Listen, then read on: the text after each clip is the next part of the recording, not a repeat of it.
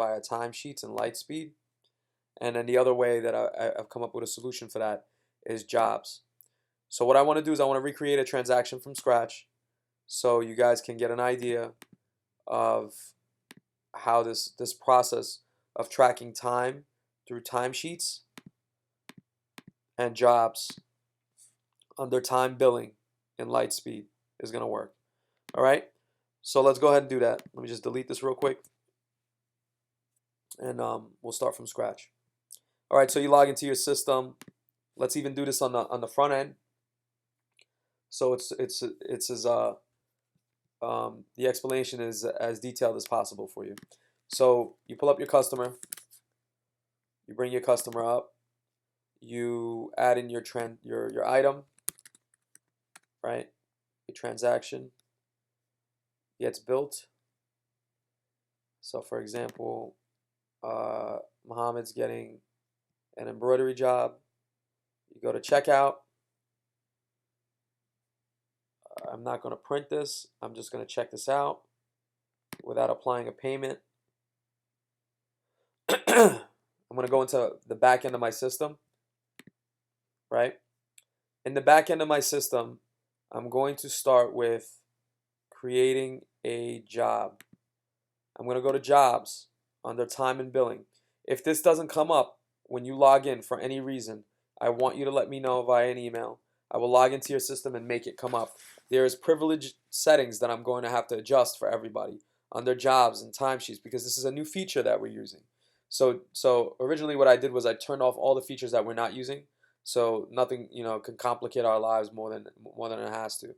So now that we're using job features, what I want you to do is try using it. If you come up with an issue, let me know. If you're getting an error code for privileges, let me know and I'll get it adjusted.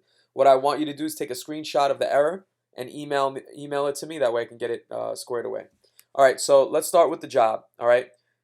Once you open this up, you're going to see a little screen like this. Looks like a product card. I want you to go back to your invoice that you created today, and I want you to take this ID right here. So this is I13670.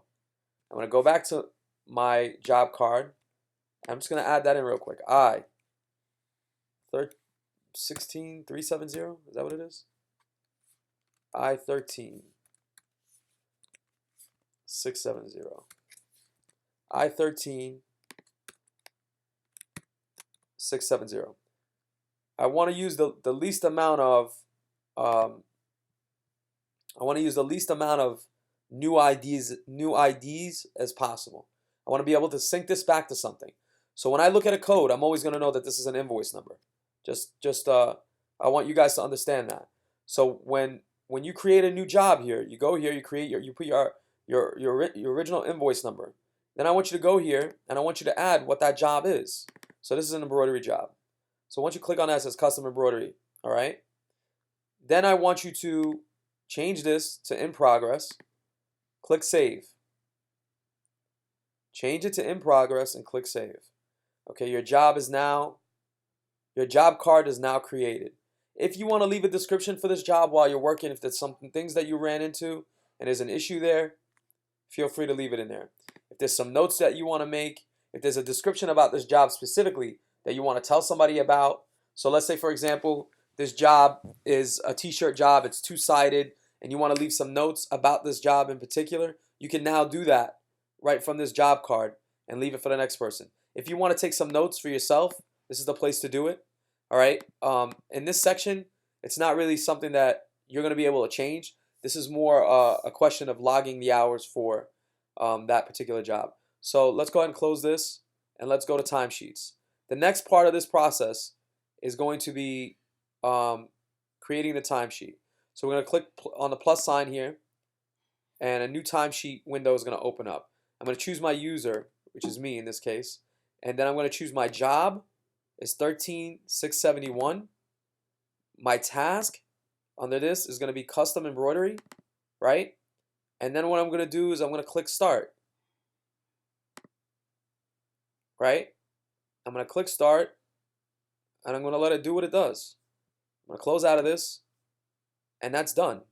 So when you start your time, you now have a running clock to finish this job. You're not just working on jobs anymore. We're keeping track of the jobs that we're doing.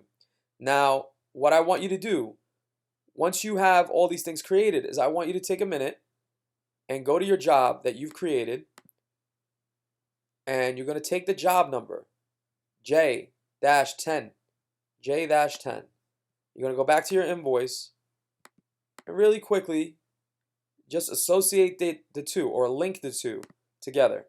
So go down here on the link this document and add that J, what was it, J,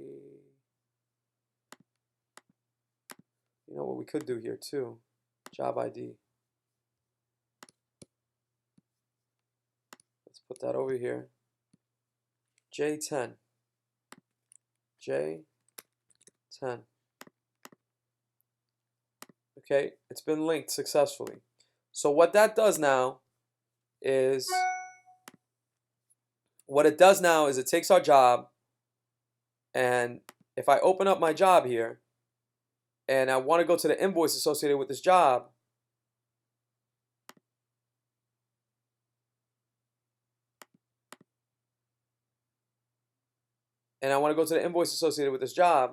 I can go to related, and my invoice will show up here. I click on that, and guess what happens? My invoice pops up.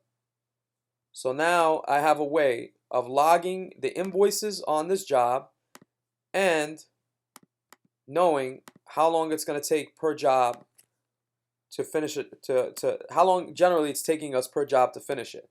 So this is kind of a way that we're going to be able to keep track of our hours, keep track of our jobs, be a little bit more organized in the way we pursue things, and stay on point, stay on task when we're doing jobs. So that's kind of the process of creating a job. That's the process of adding that timesheet to that job, and that's how we're going to move forward with things. This is in addition to us logging our hours per day. It's not a substitute for that. It's an addition to that. So what I want you to do when you log in to the stores, I want you to log in like you normally would, and I'll show you guys how to do that. I think I've made a video about that. But in addition to doing that, this is a separate thing of keeping track of each individual job within that day. All right. So I hope that this video was a help to you guys. I hope this gives you guys a better understanding of how times and jobs works. And if you have a question about this, I want you to leave me a comment in YouTube about it, and I'll get back to you, and we'll get things doing what they do. We'll move the ball forward. So again, I hope it's a help, and we'll be moving on to the next video pretty soon.